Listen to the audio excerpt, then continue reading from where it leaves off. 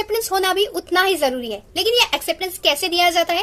Acceptance by words या फिर acceptance by conduct भी हो सकता है। नॉर्मल केस में एक्सेप्टेंस बाय वर्ड्स हमेशा ही यूज होता है। जैसे कि ये जो पेन है, ये पेन मुझे 10 रुपीज में सेल करना है। मैंने पूछा ये पेन आप 10 रुपीज में परचेस करोगे क्या? आपने बोला हाँ, हम लोग ये पेन जो है ये 10 रुपीज में परचेस करने के लिए तैयार है।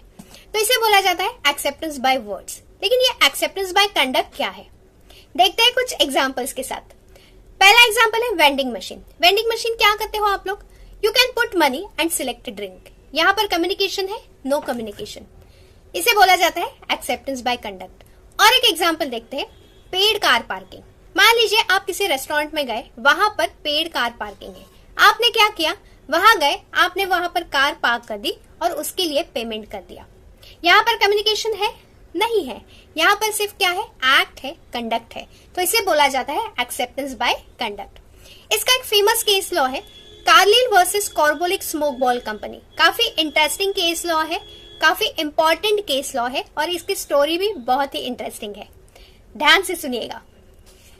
कॉर्बोलिक स्मोक बॉल कंपनी नाम की एक कंपनी थी। उस कंपनी ने एक मेडिसिन बनाया, उसका नाम था स्मोक बॉल। और ये जो मेडिसिन था वो इन्फ्लुएंजा के लिए था। इस कंपनी ने एक एडवर्टाइजमेंट भी दिया कि जो कोई भी इस मेडिसिन को यूज करेगा और यूज करने के बाद भी अगर उसे इन्फ्लुएंजा होगा तो कंपनी उसे 100 पाउंड्स पे करेगी। ये जो एडवर्टाइजमेंट है, ये एडवर्टाइजमेंट मिसेस कार्लिल ने देखा और उन्होंने वो मेडिसिन यूज किया, मतलब स्मोक बॉल यूज किया।